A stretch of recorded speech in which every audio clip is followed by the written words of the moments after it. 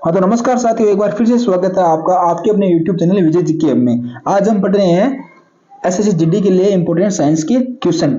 एक क्लास हमारी पीछे हो गई है, आज ये दूसरी क्लास है। अगर आपने वो पहले वाली क्लास नहीं देखी तो आप हमारे चैनल विजय जी के में जाके देख सकते हैं, और आप हमारे टेलीग्राम चैनल विजय जी के आपको भी ज्वाइन कर सकते हैं। तो चलो आज का हमारा फर्स्ट क्वेश्चन जो है वो रहेगा कि एक बाहरहीन गुब्बारे में 200 ग्राम जल भरा भरा है, तो इसका इसका जल भार क्या होगा? इसका जल भार क्या होगा? तो ऑप्शन दिए गए हमारे बीच में कि शून्य होगा, 100 ग्राम होगा, 200 ग्राम होगा, या गुब्बारे का आधा होगा। तो इसका राइट आंसर क्या हो जाएगा? इसका राइट आंसर बताइए आप जल्दी से। इसका जो राइट आंसर है साथियों वो होगा शून्य। वो क्या होगा? शून्य। 200 ग्राम अगर जल भरा जाता है गुब्बारे के अंदर तो उसका भार क्या होगा? जल में भी शून्य रहेगा, कोई प्रभाव नहीं पड़ेगा। अगला देखो, अगला है सेवन द्वारा उष्मा का स्थानांतरण हो सकता है। सेवन की जो प्रक्रिया होती है उसके द्वारा उष्मा का स्थानांतरण हो सकता है। ऑप्शन कौन कौन से हैं? ठोस एवं द्रव, ठोस एवं निर्वात में, ठोस एवं द्रव में, निर्वात एवं गैस में। तो इसका आंसर क्या हो जाएगा आपके अनुसार?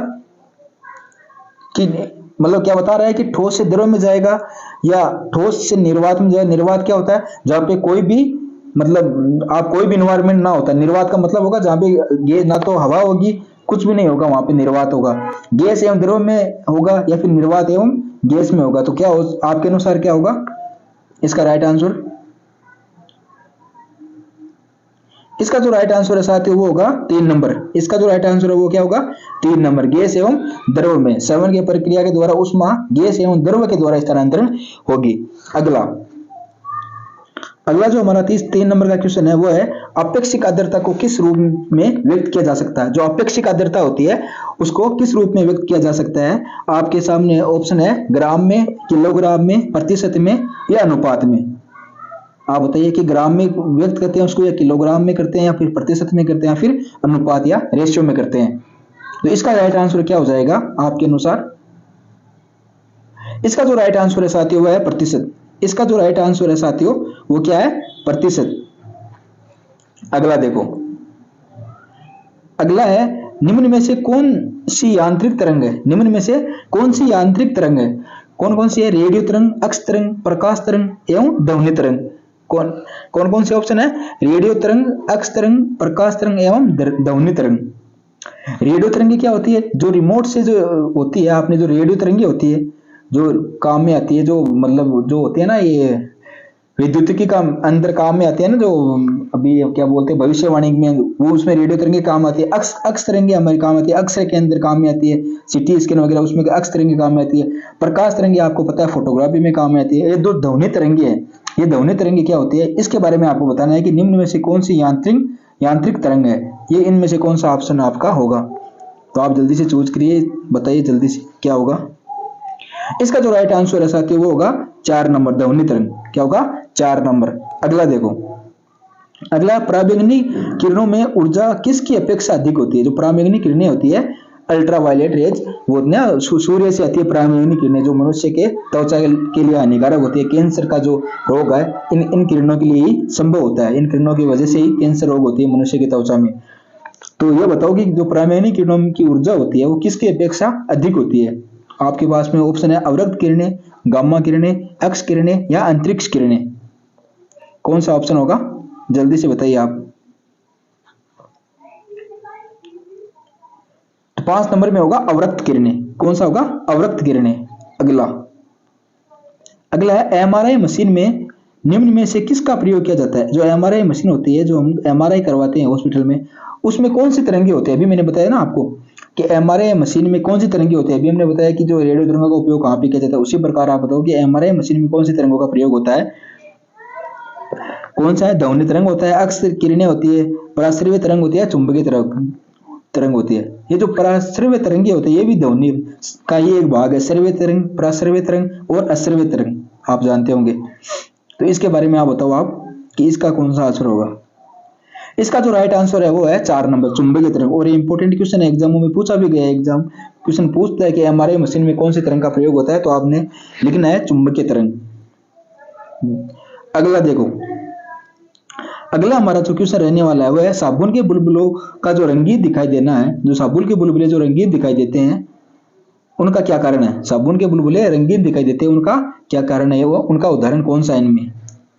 साबुन के बुलबुलों का रंगीन दिखाई देना उदाहरण है, प्रकाश के अपवर्तन का उदाहरण है, प्रकाश के परावर्तन का उदाहरण है, प्रकाश का व्यतिकरण के कारण होता है, या फिर प्रकाश का प्रकीर्णन के कारण होता है। आप बताइए। प्रकीर्णन का मतलब होता है फैलना।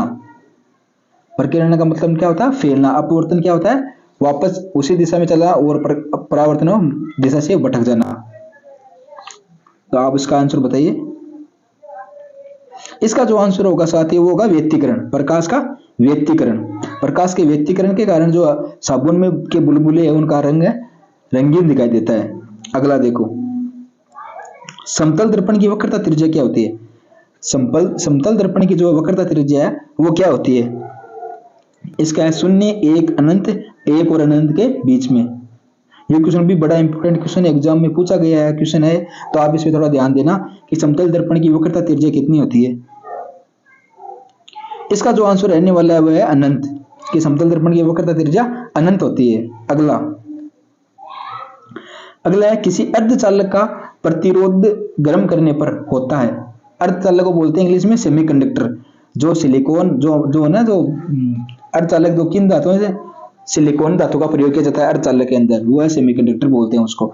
तो कौन कौन से है? स्थिर रहता है, घटता है, बढ़ता है, या कोई नहीं। किसी अर्धचालक का प्रतिरोध गर्म करने पर उसमें क्या प्रभाव पड़ता है? वह स्थिर रहता है, घट जाता है, या बढ़ जाता है, उसमें कोई प्रभाव नहीं पड़ता। तो आप बताइए इसका आंसर। 4 आपके सामने ऑप्शन दिए गए हैं।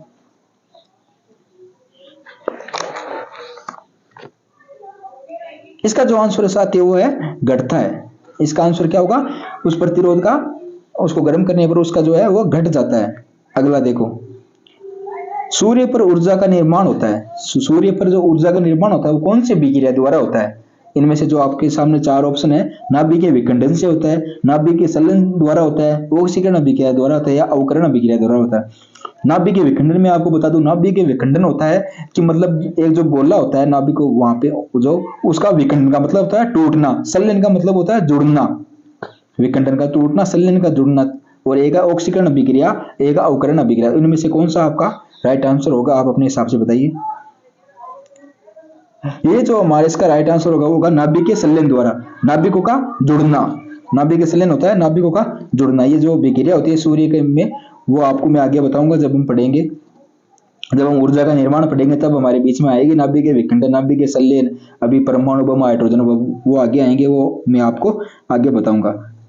अगली जो हमारा क्वेश्चन है 11 नंबर का, वो है जल का वाष्प में परिवर्तन कौन सा परिवर्तन है? जल का जो वाष्प में परिवर्तन है वो कौन सा परिवर्तन है? ये यहाँ से एग्जामिनर क्वेश्चन पूछता है, चाहे आपकी कोई सी एग्जाम हो, चाहे एसएससी की होगी या रेलवे की, जो खास करके जो रेलवे की एग्जाम है वहां पर तो एक क्वेश्चन आता ही आता है। तो आप देखना, थोड़ा ध्यान देना। एक भौतिक परिवर्तन होता है, एक रासायनिक परिवर्तन होता है। तो ये पूछा गया है इसमें कि जल का वाष्प में परिवर्तन कौन सा परिवर्तन होता है? तो आप बताइए। भौतिक परिवर्तन और रासायनिक परिवर्तन के बारे में मैं अलग से आप क्लास लेके आपको बताऊंगा। इसका जो आंसर है वो होगा भौतिक परिवर्तन। कौन सा होगा? इसका जो आंसर होगा वो होगा भौतिक परिवर्तन। ठीक है, लगा लो यहाँ पे भौतिक परिवर्तन। 2 क्वेश्चनों का होमवर्क दे रहा हूँ। जो भी इस क्लास को देखता है, इन 2 क्वेश्चनों का जो जवाब वो आप हमारे कमेंट बॉक्स में, इस वीडियो के कमेंट बॉक्स में देना, और इसका जो दोनों का जो आंसर है वो आगे की क्लास में आपको बताया जाएगा। पहला प्रश्न है आज का होमवर्क का, पहला प्रश्न है वह है निम्न में से कौन सा विटामिन ए का प्राकृतिक स्रोत नहीं है? वापस मैं रिपीट करता हूं, निम्न में से कौन सा विटामिन ए का प्राकृतिक स्रोत नहीं है? ऑप्शन है, फॉलोइंग ऑप्शन आपके सामने है, आम, पपीता, दूध या गाजर। आम का नहीं है, पपीता का नहीं है, दूध का नहीं है, या गाजर का नहीं है। तो आप इसका जो है कमेंट बॉक्स में आंसर आपको देना है कि इसमें से 1, 2, 3, 4 में से कौन सा आंसर राइट आंसर होगा। इसका जो आंसर आपको अगली क्लास में बता दिया जाएगा। अगली क्लास हमारी होगी तो टेलीग्राम भी आपको सूचित कर दिया जाएगा। टेलीग्राम का चैनल का नाम है विजय जी हब। दूसरा आज का जो होमवर्क का क्वेश्चन है वो है ओकोजीन संबंधित है। ओकोजीन जो होती है, आपने नाम भी सुना होगा ओकोजीन, उनका संबंध किससे है? तपेदिक से है, पीलिया से है, कर्क रोग से, या आर्तजवर है? तपेदिक में आपको बोल दूं, आप जो इंग्लिश में बोलते हो टीबी, ट्यूबरक्लोसिस, उसको तपेदिक बोलते हैं।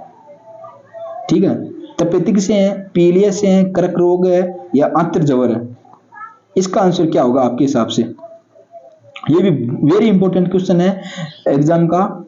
जो पूछता है एग्जामिनर, काफी बार एग्जाम में पूछा भी गया, इसलिए मैंने आपको ये होमवर्क के लिए दिया है कि ताकि आपको ये क्वेश्चन आप पहले आप आंसर दो, अगर बाय चांस आपका आंसर गलत भी हो जाए, फिर अगर मैं अगली क्लास में आपको सही बताऊं तो आप इसको भूलो नहीं, इसलिए मैंने इस क्वेश्चन को आपको होमवर्क के लिए दिया है।